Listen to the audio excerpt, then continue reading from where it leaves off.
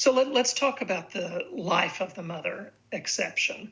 So obstetricians end pregnancies all the time to save the life of the mother, to protect the health of the mother. We do it all the time. When a woman is premature and she's developed severe high blood pressure issues, we deliver the baby, and ending the pregnancy cures her. When she goes into preterm labor, we allow the pregnancy to deliver. We take care of them. When their diabetes is out of control, or maybe they have epilepsy and they have worsening seizures, perhaps they have lupus and they're in kidney failure. There's all kinds of things we take care of that 50 and 60 years ago, we didn't know what to do with and didn't know how to take care of them. We take care of them. What do you do in those situations when the mother's life is in danger? You take care of her. It's that simple.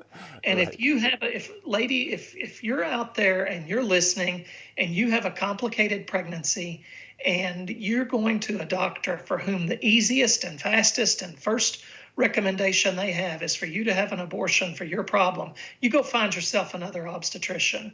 You find Amen. somebody who will love both of you and who will fight for both of you, because abortion may be the easy way out and the way to make a quick buck for the doctor that tells you that's your best option, but it is rarely the case.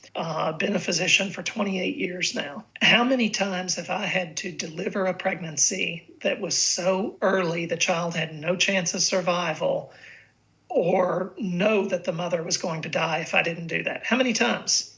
One time. And she was a young woman at only 21 or 22 weeks, had developed an extremely unusual, very severe case of high blood pressure that had put her in heart failure and kidney failure, and her blood could no longer clot. And I mean, she was actively dying. And even then, we didn't put her through a procedure that put her at extra risk. Her platelet count, platelets are something that helps blood clot. So if you have a surgical wound or an incision or a problem, you need your platelets to stop the bleeding. Normal level is about 150. Hers were 20. What would I have been doing if I had gone in and done a D&C and stretched her cervix open and pulled the baby out in pieces? She would have bled to death because of her low platelets.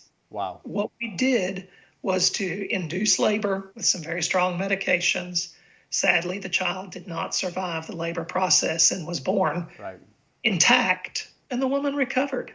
And she has, through a contact I had through a family member, she's since had 3 or 4 more children and had no problems and no complications. Wow.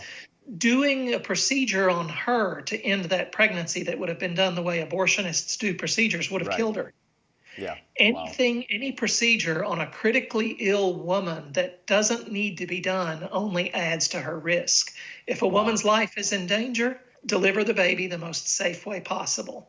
The only purpose of a late-term abortion is to ensure that the baby is fully dead before it's fully delivered. That's the only purpose of late-term abortion, because good obstetrics allows you to end a pregnancy in a way that's safe for the mother and as safe as possible for the child. That's where save the life of the mother, as if women are going to die by the thousands because they can't get good obstetric care. That's just simply another lie. Wow. So you're saying even in the highest risk pregnancies, the solution is not to kill the baby through an abortion. You can just deliver the baby early through a cesarean section or through inducing early labor. And then on top of that, that's actually safer for the mother than an abortion. Yes. Okay.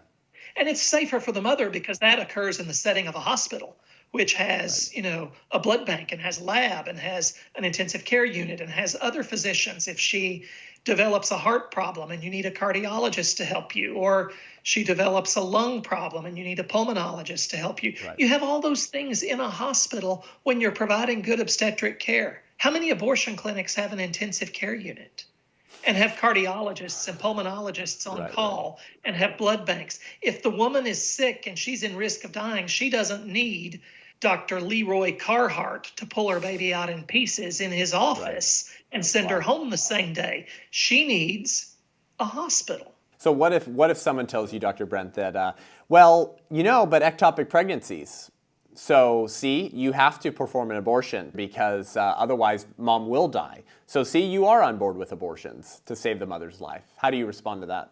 It's not an abortion to treat an ectopic pregnancy, which has no chance of producing a living child, and in most cases, if untreated, will kill the mother. You simply have to, it's a pregnancy that tragically implanted in the wrong place, and it cannot live and it cannot grow. And if you do not remove it, the mother's life is at risk. That's not an abortion. That's good GYN care. Yeah, that's right. Period. Because the intent is different. Yes, the intent is different. The intent is not, you don't take her in there and take out her fallopian tube or take out a part of her fallopian tube with the pregnancy because you want to kill the baby.